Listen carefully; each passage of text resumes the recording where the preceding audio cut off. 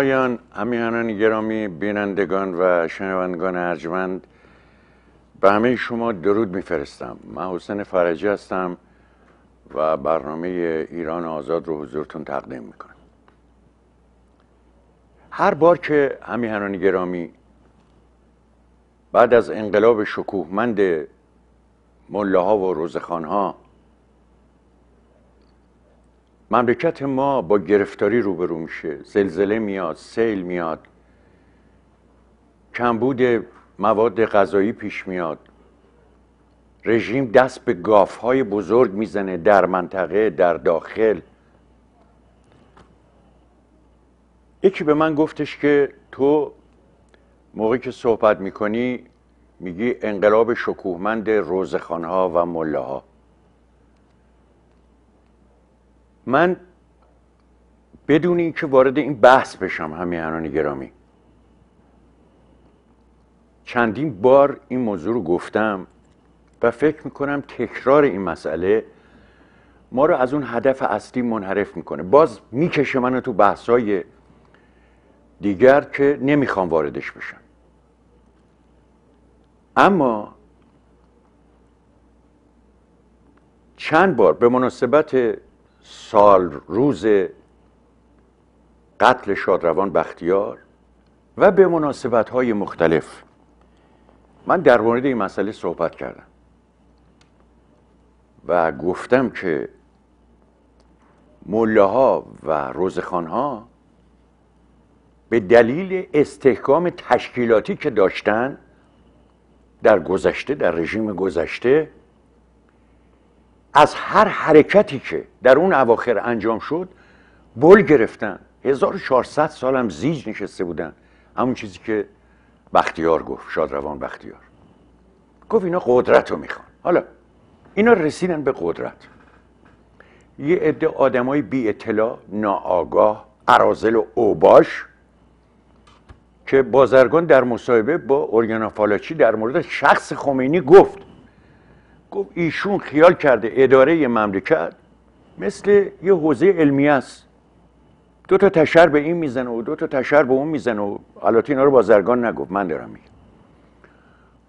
پول مای 10 تومنی که میداد به این آدما و اینا با این 10 تومن هم زندگی میکردن، یه بیغوله هم به اینا میدادن. 6-7 نفر از این طلبه ها میرفتن اون تو مثل حیوانات میلویدن تو هم دیگه و اینا اومدن ناگهان در مملکت ما شدن صاحب قدرت.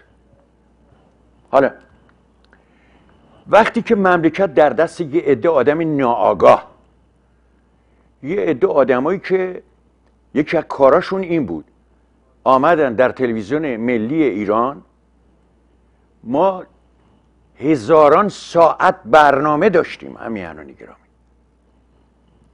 برنامه هایش که یه مقدارش متعلق به تعریف از خاندان پهلوی بود، بسیاری از این برنامه ها سرمایه مملکت بود، اصلا ارتباطی با اونا نداشت.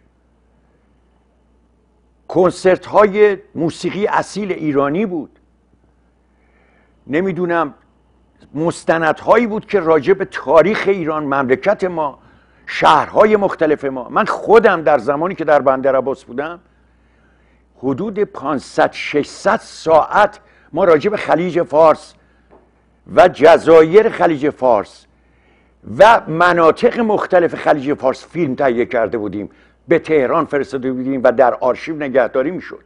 شما شاید ندونید در خلیج فارس و نزدیکی تنگه هرمز مناطق جنگلی توی آب وجود داره که وقتی که جزر و مد میشه تو دریا، شاید 2 جای دیگه در دنیا هست، وقتی که جزر و مد میشه این درخت ها میاد بیرون و وقتی که مد میشه میره پایین یا برعکس، نمیدونم دیگه.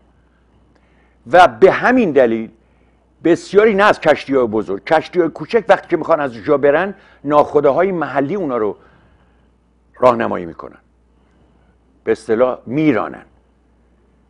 بسیار چیز جالبی بود. اینا رو ما حالا میخوام اینو بگم، هزاران ساعت برنامه های عالی در تلویزیون بود که سرمایه بود.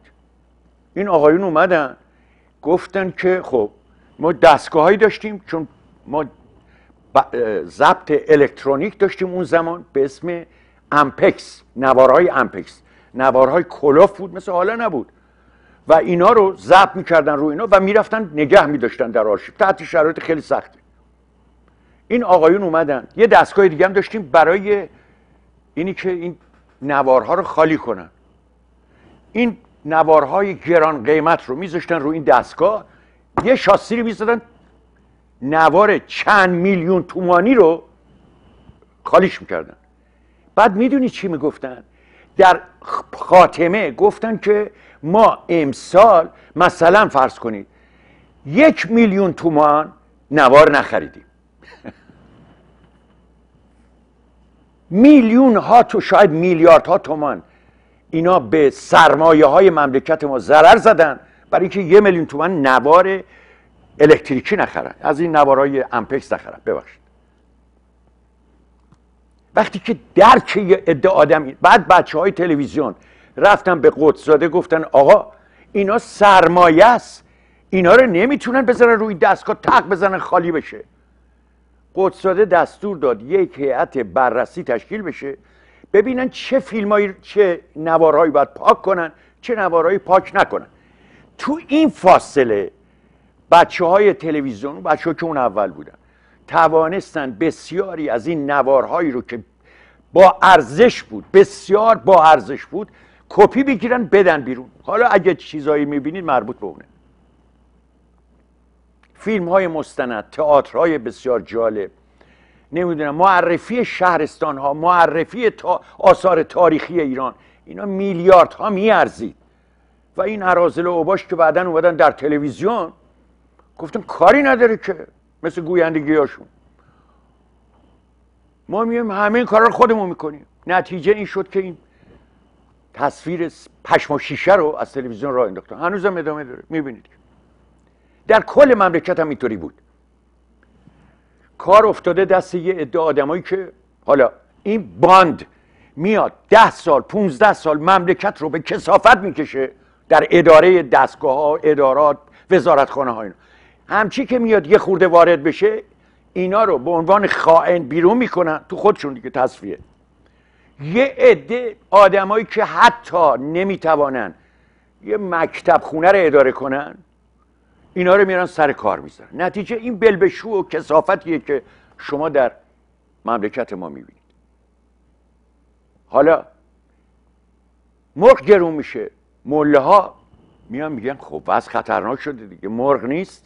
الان مردم ریزن تو خیابون همونطور که در نیشابور بود و ممکنه مملکت این قیام بکنن. مردم همین کمبودا کار دست رژیم بده، شروع میکنن. اول این آیت الگنده ها شروع میکنن روایات ذکر کردن. بله دوره پیامبر گرامی یک روز مثلا ابو جهل آمد نمیدونم گفت یا نبی نمیدونم من یه مرغی رو گرفته بودم، اینا رو دارم به عنوان مثل میگم، چه کار بکنم؟ نمیدونم مرغ نیست، نمیدونم ما اینطوری هستیم. بعد میگه حضرت پیامبر مکرم از خودشون دروغ گفتن که آقا مرغ یه چیزی مکروهه، اصلا گناه داره کسی مرغ بخوره. اگر تا 40 تا خونه اونورتر 500 تا خونه آنورتر کسی مرغ نخورده باشه شما مرغ بخورید یعنی کوفت خوردید، نباید بخورید، حرامه. یه آیه اینجوری میگن، یه روایت میگن، من که نمیدونم آیه و روایت اینا چی. حالا اینا هم که خدای این کاران که بشینن روایت بگن از قول اون مردک عقب افتاده مجلسی و بگن اینو آقا امام موسی صادق گفته، امام نمیدونم تقی نقی گفته، از این حرفا دیگه. حالا اگه برای ما پرونده درستن کنن نگن که آقا این توهین کرده، نه، از قول اونا شروع میکنن جعل روایت کردن. کما اینکه همین چند روز قبل امام جمعه خرم آباد گفته بود از آنجایی که مرغ فرامین حضرت نوح رو قبول نکرده بود، حضرت نوح او رو نفرین کرد، در حالی که بال داره نمیتونه بپره. و خوردن مرغ نه تنها مکروهه بلکه حرامه. حالا برای اینکه پایان صحبتم یه فیلم هم براتون پخش میکنم. کمبود مرغ از این حرفا میذارن. سیل میاد، میگن این امتحان خداونده. به جای اینکه مردم رو نجات بدن از سیلی که اومده، هزاران نفر بی خانمان کرده، زندگی مردم رو در هم پیچیده، میگن این خشم خداونده برای اینکه شما اون آداب و عباداتی که باید انجام بدید ندادید. جنگل آتیش میگیره، میگن رفتیم خدمت امام، گفتیم قربان جنگل آتیش گرفته. امام گفتن کدوم وره؟ گفتیم این وره. حضرت امام روشون کردن اون ور، یک رکعت نماز خوندن. از رشت به ما تلفن کردن، از نمیدونم چالوس، گفتن آقا یهو یه تیکه ابر اومد تمام آتیشا رو خاموش کرد. هزاران بار از این شالاتان بازی ها شنیدید. همیانان گرام، بارون نمیاد، میگن نماز باران بخونیم. حالا زلزله آمده، دستگاه های دولتی، اینا آدمای بی ارزه چپاولگر که از هر موقعیتی میخوان سوء استفاده کنن. نماینده آذربایجان شرقی گفته 300 تا چادر رو دادن بدن به زلزله زدگان، چادران نابود شده. یک عده دزد و خائن اینا رو بردن یه جای دیگه. امروز اعلام کردن چون سرمای زمستانه، شما به جای اینکه وسایل بدید پول نقد بدید. دولت اعلام کرده. صدا و سیما خفه شده بود در این مدت. مردم در درست 16-15 ساعت بعد از این زلزله گفتن ما عملیات درآوردن مردم رو و اجساد متوقف میکنیم. تا یک هفته بعد از زلزله در ژاپن این کسانی که کمک میکردن تا مردم از زیر زلزله درارن، از زیر ساختمان ها فعالیت میکردن.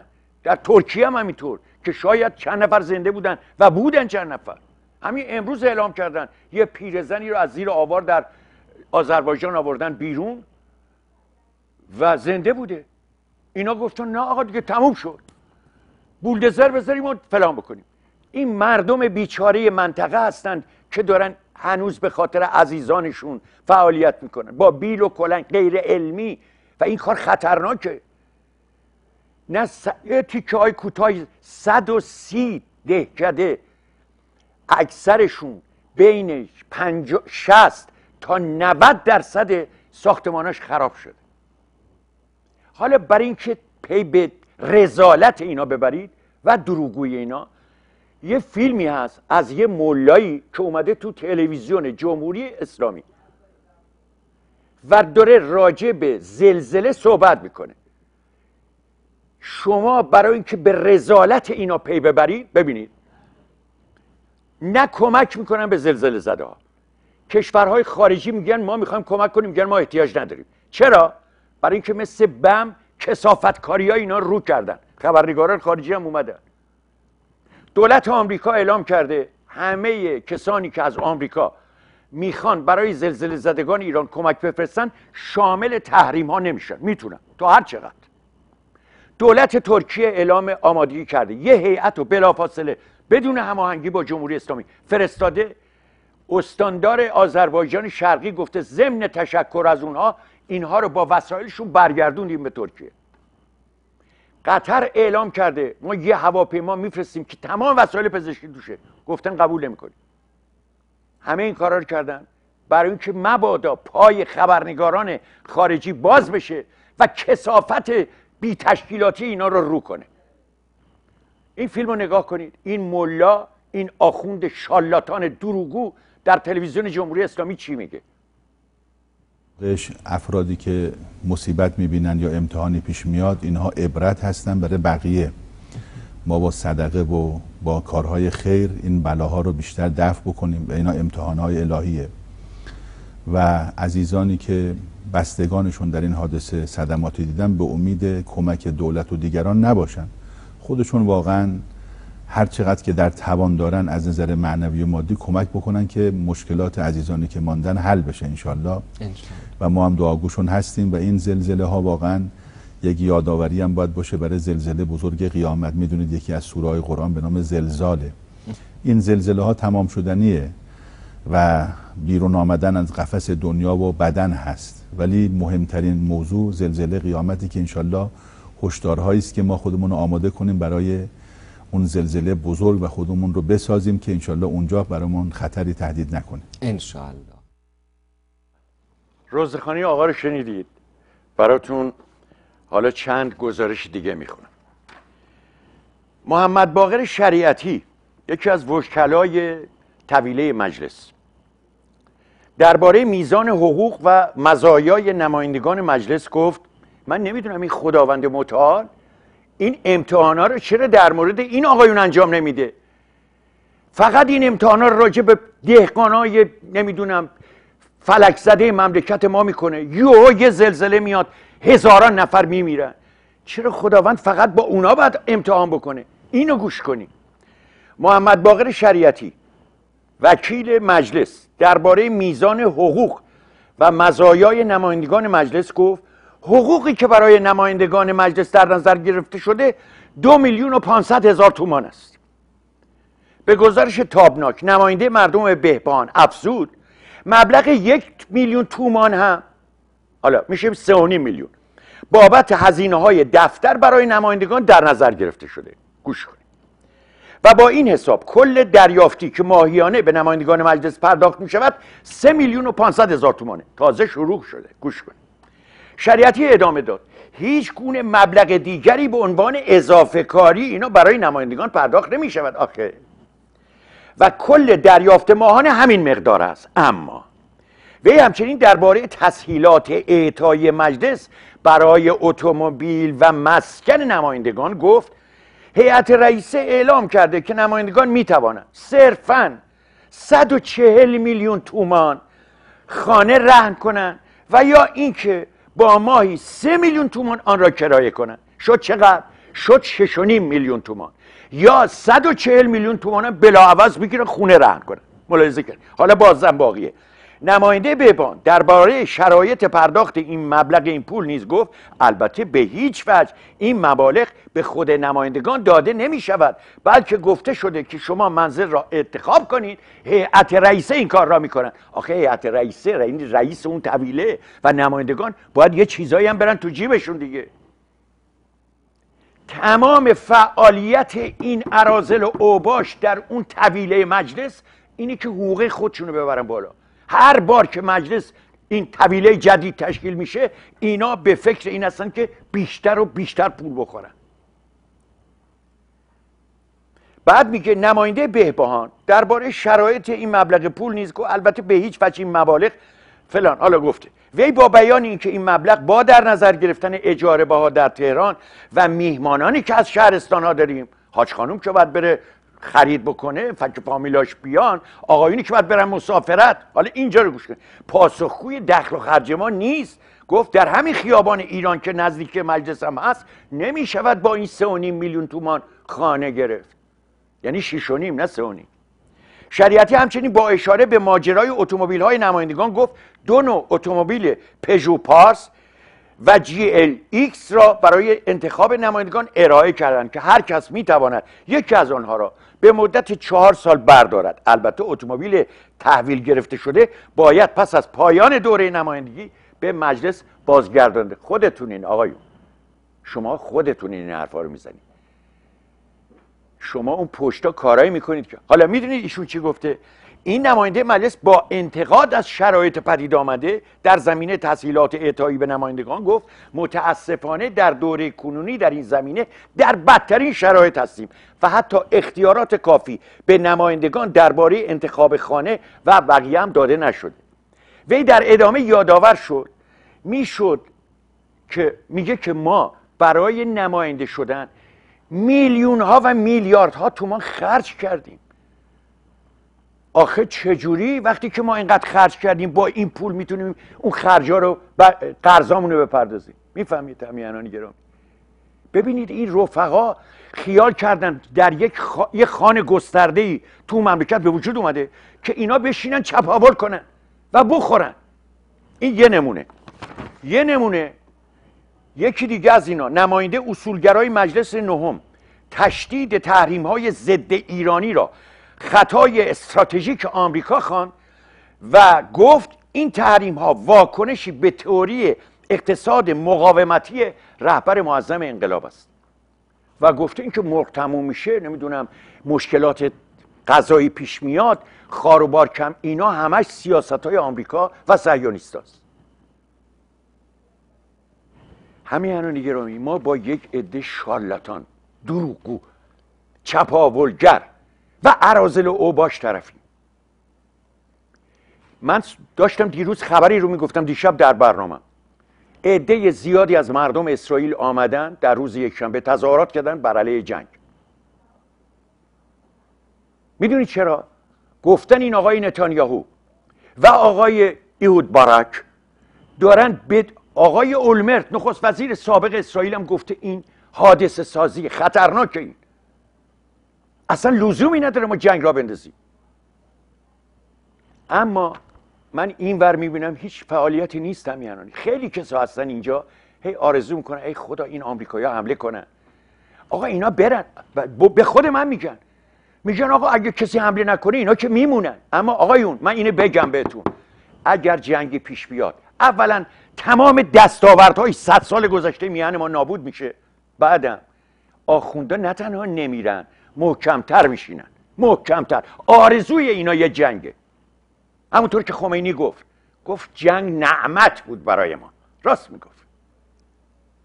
نشینیم اینجا خوشخیالی بکنیم که آقا آمریکا حمله کنه و ما هم چمدونا رو برداریم بریم.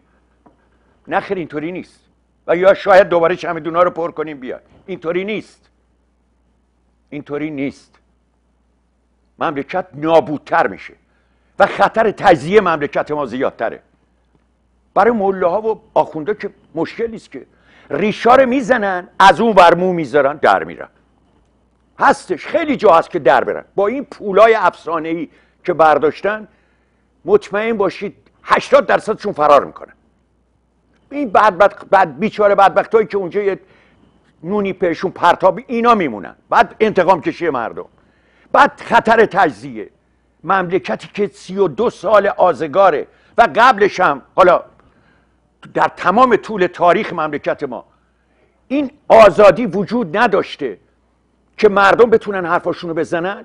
اگه یه موقعیتی پیش بیاد مملکت تکه پاره میشه با این جنایتایی که اینا در بین اقوام ایرانی کردن و در بین مردم ایران کردن، دشمنی و اختلافات که بین مردم به وجود آوردن. اینطوری خوشخیال نباشیم که آقا اینا برن جنگ بشه، اینا میرن و ما برمیگردیم ایران و این خبرها نیست. این خبرها نیست همیهنان گرامی. بعد این جالبه، یه خانومی به اسم، حالا اینو میخواستم بگم، مقام معظم روزخان بزرگ نیومده مشکل مردم رو ریشه‌ای حل کنه. میدونی چیکار کرده؟ این اراذل اوباش بسیجی رو به عنوان دانشجو ایشون به حضور پذیرفتن، خیلی هم ملاطفت کردن. امسال مرغ پلو ندادن، باقالی پلو دادن، لوبیا پلو دادن. بعد این دانشجویای بسیار دلنازک اومدن با صدا و سیمای جمهوری اسلامی مصاحبه کردن با همون پشم و شیشه.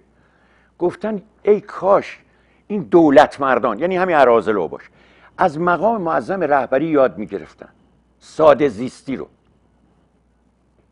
داشتم یه مطلبی رو میخوندم که دختر خانومی با آقای مصطفی واعظ طبسی، پسر آقای طبسی که در ضمن داماد آقای مقام معظم روزخان بزرگ، ببینید چه خبره. اون موقع ما گفتیم 1000 فامیل، حالا 1 میلیون فامیل شدن اینا.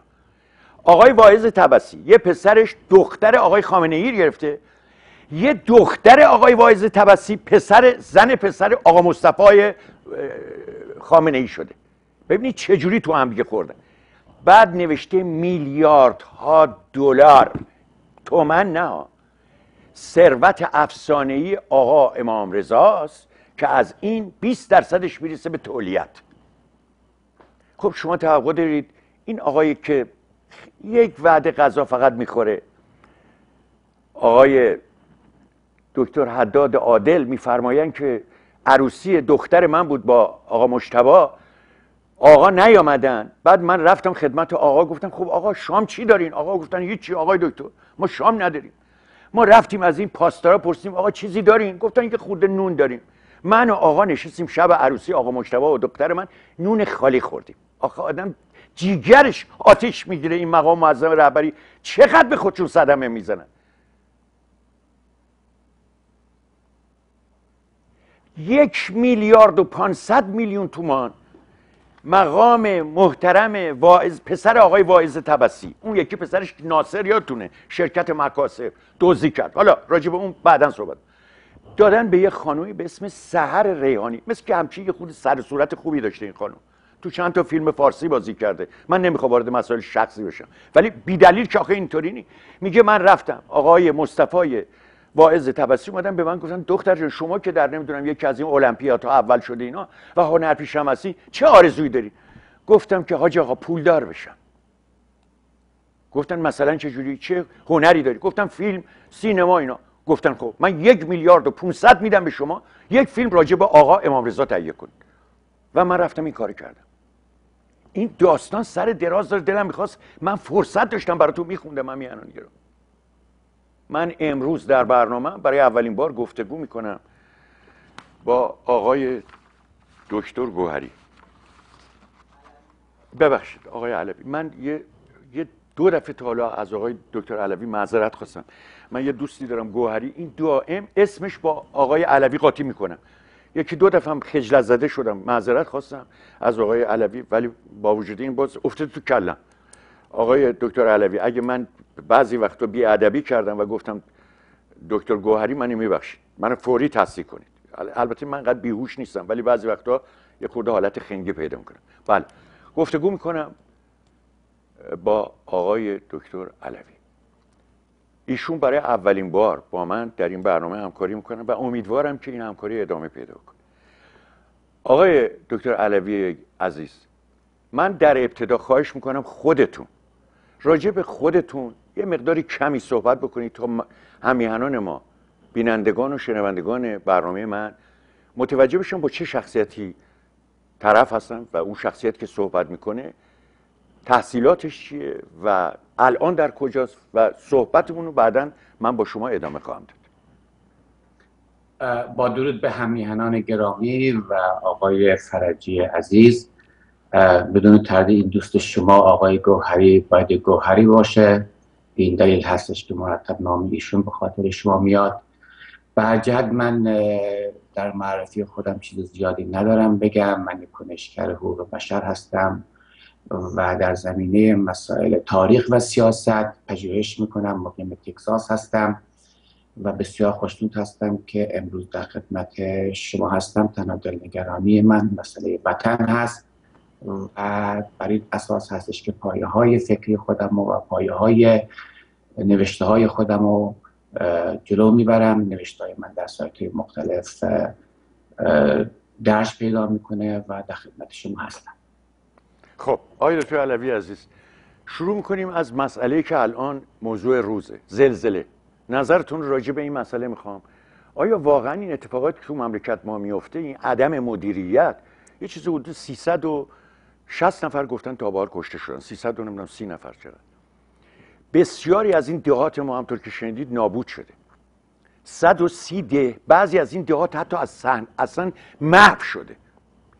هیچ نوع مدیریتی در اون منطقه وجود نداره و اینا درست شروع کردن دروغ بازی. از جمله من یه ملا و روزخانی را آوردم که شروع کرده و روزخانی که بله به امید دولت نشینید، این امتحان الهی. میخواستم در این مورد چه چیزی باعث میشه که این اتفاقات میفته؟ تمام این آیت الگنده ها و سازمان های تبلیغاتی اینا شروع میکنن نه تنها مسئله را از اون ور متوجه توپا میندازن تو مردم. چه چیزی باعث این میشه؟ شما از نظر یه محقق تاریخ واقعا چجوری این مسئله رو میتونید تجزیه تحلیل کنید؟ ببینید آقای فرجی عزیز، حقیقت هم اینه که تو دنیای کنونی یه زلزله 6 ریشتری قرار برای این نیستش که چند صد کشته، چند هزار مصدوم و زخم خورده از خودش باقی بذاره. منتها حقیقت هم اینه که به علت اینکه به طور کلی حکومت و حکومتیان تنها دلنگرانی که ندارن مسئله امنیت مردم هستش، هنوز که هنوزه در بسیار از روستاهای ما ساختمان کاگلی باقی مونده از دوران شاه اسماعیل صفوی یا حتی پیش از اون، ساخت سازهای نامناسب روستاها، جاده‌های نادرست، نبود مدیریت بحران عامل اصلی کشتار بزرگی بودش که پیروز اتفاق افتاد. این ساخت سازها واقعا در وظیفه حکومتیانه. اگر اندک مبلغی که در جنوب لبنان یا برای ماندگاری بشار اسد صرف میشه هزینه ساخت سازهای روستای ایران میشد، امروز هموطنان ما سوگوار نبود. هرچند که میدونم این درخواست یک سودا و خیال بیشتر نیست که اینها در واقع خودشون مغز ایرانیان اسیر و گروگان گرفته شده رو تو کاسه میریزن و به خدمت ضحاک بارگاه خلافت میبرن. ولی فقط شما تصورش بکنید که اگر این حادثه به جای پس 5 بعد از ظهر 5 سحرگاه اتفاق میافتاد، آیا واقعا تعداد قربانیان به اندازه زلزله بم نبود؟ ببینید حقیقت هم اینه که ایران، دشت ایران در منطقه زلزله خیزی قرار داره. از نقطه نظر مسئله داینامیک لود و وایبریشن و مسئله زلزله، چون برها رشته تدریس من توی زمینه ها بوده، عربستان سعودی و ایران اینها 2 لایه زمین روی هم اولب میکنه و ایران جزو کشورهایی هستش در منطقه که هر آن احتمال زلزله وجود داره.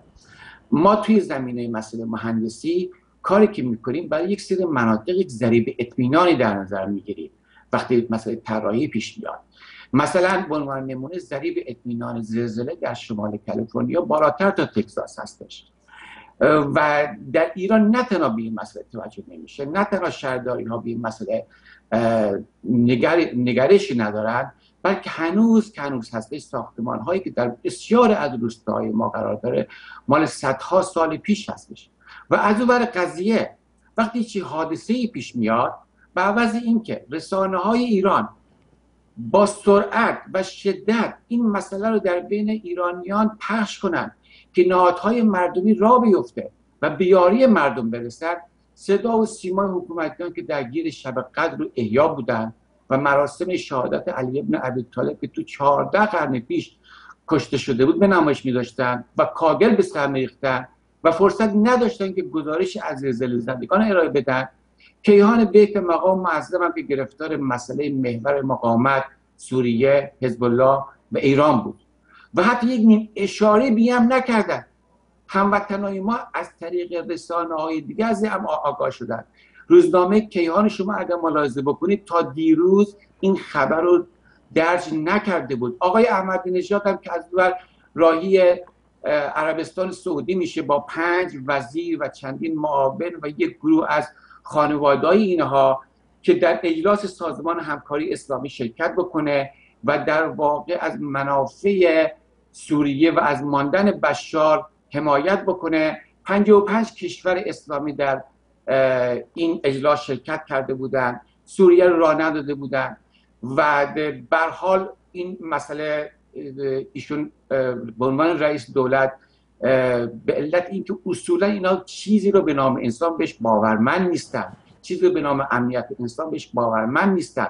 وزیر کشورم که ادعا میکنه امر کمک رسانی به پایان رسیده که اینو گفت روز یک شنبه گفت، در حالی که بر اساس گفته نماینده مردم مرن 125 روستا هنوز بهش دسترسی نرسیده بودن. هنوز عده‌ای فراوان از این کودکان هستن با دست پای شکسته که با امید گروه امداد چشم به در شکسته کلبه گران شده خودشون نشستن. آقای فرجی عزیز، آقای دکتر علوی خیلی مطلب جالبی رو بهش اشاره کردید. بعدم میدونید که آقای عکاشه پدر زلزله شناسی در ایرانه، میگه اصلا یک زلزله با 6.20 نمیتونه این همه خرابی به وجود بیاره.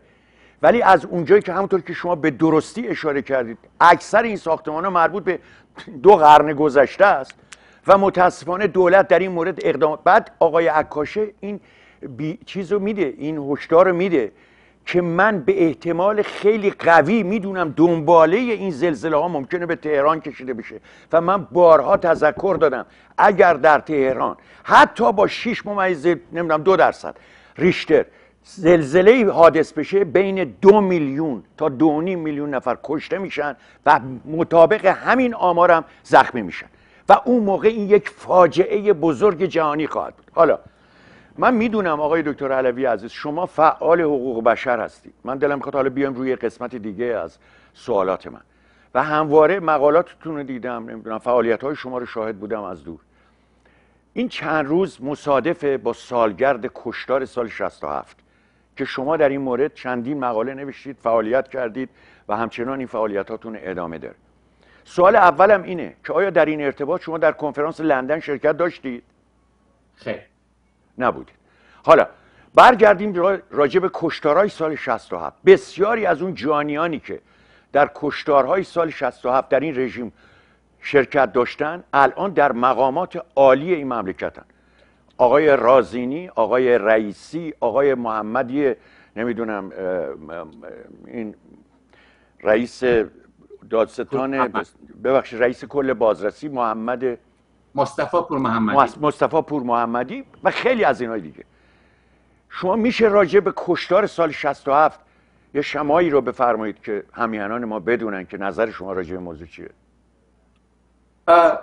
بله، در واقع کشتار سال 67 که در نخستین ماه تابستان اون سال پایگیری شد، این عده‌ای برای تصور هستن که بر اساس سندی که خمینی یه هیئتی رو تعیین میکنه و با آوردن نام حجت الاسلام نیری در اول نامه و افزودن لقب دامت و افاظه نیری رو در مقابل مرتضی اشراقی دادستان تهران، توجه که این مرتضی اشراقی آیت الله نیستش. عده‌ای از دوستان تصور میکنن که این آیت الله اشراقی، نه، ایشون دادستان تهران بود در اون موقع و کت شلواری هستش. و همچنین آقای مصطفی پور محمدی که شما اشاره فرمودید که نماینده وزارت اطلاعات بود، اینها رو مأموریت داد که به این امر بپردازن. بعدها یه هیئت دیگه به این هیئت مرگ اضافه شد، مثل آقای ابراهیم رئیسی، اسماعیل شوشتری که بعدها وزیر دادگستری کابینه خاتمی شد، محمد مقصدی، داوود لشکری، نوری، نادری، فاتح و غیره و غیره. در واقع اگه ما خواسته باشیم این مقدار به عقب برگردیم، در مرداد 1363 با پیشنهاد و طرح سعید حجاریان و تایید نمایندگان مجلس و اصرار مقامات بالای مملکتی وزارت اطلاعات تشکیل میشه.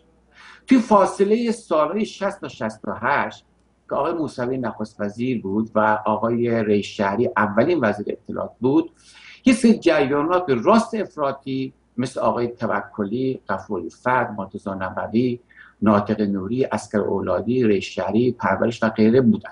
یه سری هم چپ افراطی بودن. برای شواهد نشون میده که وزارت اطلاعات طرح کشتار رو از 2 سال قبل از سال 67 آماده کرد.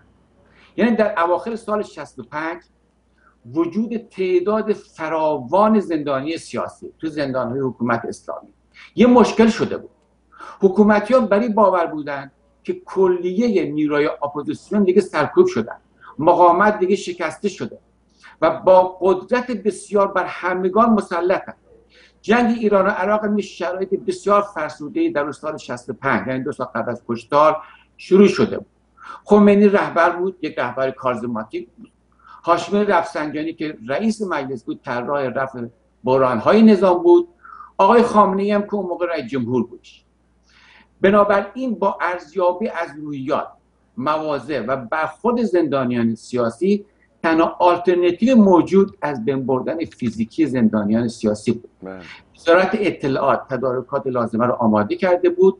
تنها مسئله چگونگی و زمان انجام اون طرح بودش. نهادهای امنیتی و اطلاعاتی تمام مقدمات آماده کرده بودند و منتظر دستور شخص خمینی بودند. اتمام جنگ، فروغ جاویدان، فشار سازمان حقوق بشری برای بازدید از زندانها و نگرانی از اعتراضات منتظری و همراهان منتظری مثل آقای مجید انصاری و دیگران که در درون نظام به عنوان عوامل جانبی این سناریو باید بپذیریم. اینا مسائلی بودش که وجود داشت، به اضافه که خب خود خمینی هم مریض بود و پیشبینی مرگ اون بودش و از حدود سال 65 که منتظر بر اساس گزارش‌های آقای انصاری به همراهانش از زندان‌ها معترض به شرط زندانیان بود، این بیم و نگرانی هم برای سران حکومت اسلامی وجود داشت که منتظری جانشین احتمالی رهبر اون موقع هنوز برقرار نشده بود، زندانیان سیاسی رو آزاد کنه و نظام اسلامی رو با یک بحران جدی و دشوار روبرو کنه. بنابراین سران حکومت اسلامی دقیقاً آگاه بودند که کشتار جمعی زندانیان سیاسی با این وسعت فقط در زمان حیات خمینی امکان پذیره و بس. و به هر حال واقعیت هم اینه آقای فرجی عزیز که از 30 خرداد 60 به بعد ادی صاحب یک فلسفه و یک منطق شکنجه انجام فریضی الهی تلقی میگشت و نزدیکی به الله. سالکان الله تازیانه به دست گرفتن و شکنجهگران و مفتشان به عنوان شیران سحرگاه و عارفان شامگاه لقب یافتند. تبهکاران به عنوان سربازان گمنام امام زمان شهرت یافتند و مقدمات ظهور امام زمان و منتظر ظهوران رو فراهم کردند. برای اون موقع دنیا با یک پدیده جدیدی از شکنجهگران روبرو شد. اینها رو ما باید بگوییم، باید به فرزندانمون بگوییم، فرزندانمون به فرزندانشون بگویند تا نسل‌های آتی بدونن که چگونه این افراد، آقای لاجوردی اگر نماد ستمگر در ایران بود، اما شقاوت بیرحمی نظام اسلامی تنها در اون خلاصه نمیشد. یک نسل نوین از شکنجهگران بودند که از پشت میز دانشگاه و منبر خطابه پا به سیاه‌چال‌ها گذاشتن تا انسانی شریف بدرن و به سوی اونا شلیک کنن. خود آقای بهشتی قبل از سال 60، قبل از اینکه کشته بشه، لاجوردی رو کشف کرد. بعد من لاجوردی که از صادق‌ترین مریدان خمینی بود. لاجوردی نماد واقعی و تجسم حقیقی ایدئولوژی رهبر انقلاب اسلامی بود. مثل خمینی پیگیر بود اما تنها نبود. صدها نفر همراه داشت که از جان کندن انسان‌ها لذت می‌بردند و از اعدام این انسان‌های شریف شادمان می‌شدند. اونها واقعا زنان رو در بند بودند به عنوان کنیزان حربی فکر می‌کردند و برای تجاوز به آنان از جواز شرعی که به عنوان قربتان الله بود استفاده می‌کردند. اونها یه لشکری بودن از حزب اللهی‌ها، خط امامی‌ها، چپ‌های مسلمان، راستای افرادی، دانشجویان پیرو خط امام، ایدئولوژها و تئوریسین‌های شیطان سرشتی که در اون زمان وجود داشتن و امروز ما می‌بینیم عده‌ایشون در رأس این سری کارهایی هستن. به هر حال آقای فرجی عزیز، هم میهنان ما، واقعیت هم اینه که توی سال 67 هیئت کشتار وقتی راه افتاد مثل دادگاه‌های انگیزاسیون 500 سال پیش عمل کرد. برای جاری کردن حکم شرع انور تشکیل شد. دستور خودش رو از رهبر حکومت اسلامی گرفت و در مدت کوتاهی تو تابستان سال 67 هزاران انسان فریخته وطن دوست و آزادیخواه رو به نیستی کشوند. اگر خواسته باشیم ارزیابی بکنیم از اینکه چرا این کشتار انجام گرفت، میتونیم چند مسئله رو به عنوان عوامل اصلی ازش یاد بکنیم. یکی واهمه و ترسی که حکومتیان از بازدید نمایندگان جهانی و بشر از زندان‌های نظام داشتند. دوم ملامت و اعتراض بخش جدا افتاده از نظام، همچون آیت الله منتظری و مجید انصاری و دیگران. سوم مسئله وقوع حمله مجاهدین با نام فروغ جاویدان از یک سو و سرکوب شدن توسط سپاه پاسداران در عملیاتی با نام مرصاد از طرف دیگه و یک انتقام جویی کور و بی اساس. از طرف دیگه نگرانی مقامات عالی حکومتی از مرگ خمینی، وجود لشکر عظیم اسیران و زندانیان و این فکر که با مرگ خمینی تکلیف رژیم با این زندانی گسترده چی خواهد شد، در حالی که بخشی واقعا از زندانیان دوره زندانیشون به اتمام رسیده بود و داشتن روز آخرین حبس خودشون رو سپری میکردن.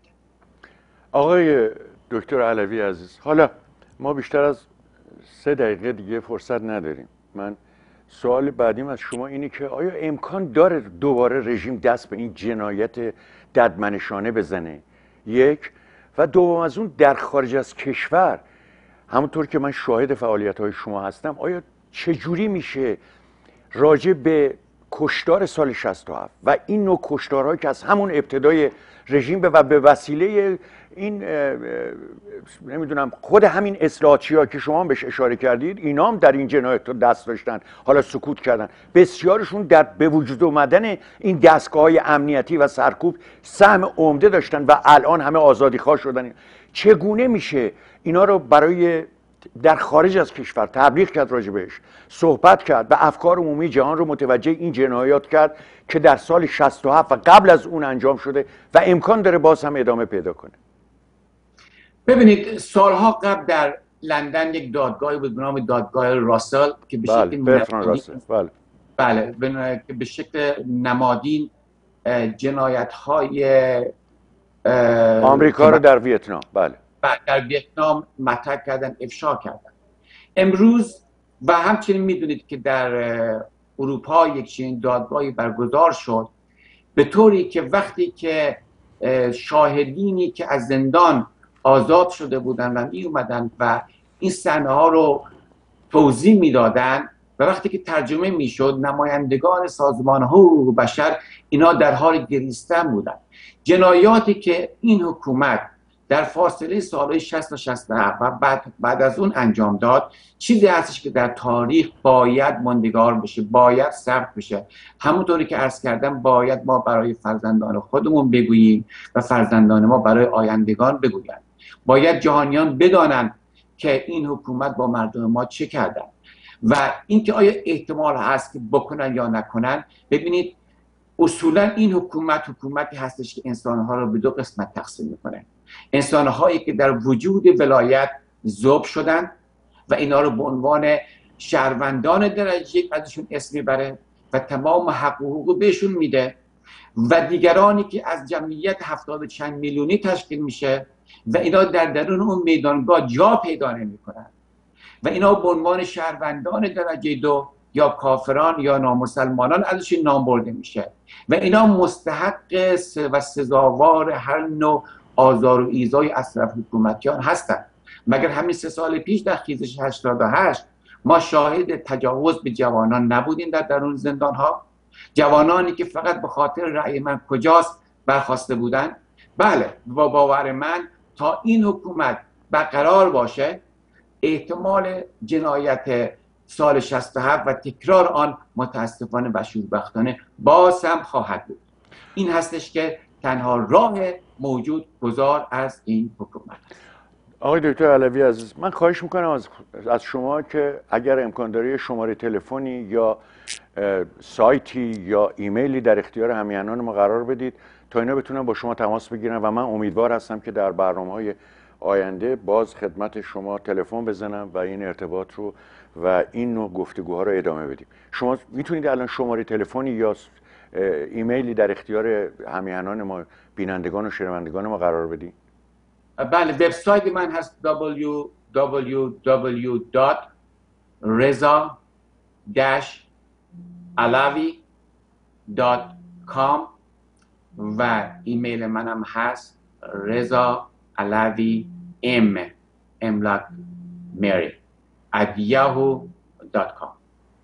خیلی سپاسگزارم آقای دکتر علوی گرامی. بسیار سپاس از شما که با وجود کارهایی که داشتید دعوت من قبول کردید و در برنامه ما شرکت کردید. همطور که گفتم امیدوارم این همکاری من و شما همچنان ادامه پیدا کنه. سپاس از شما.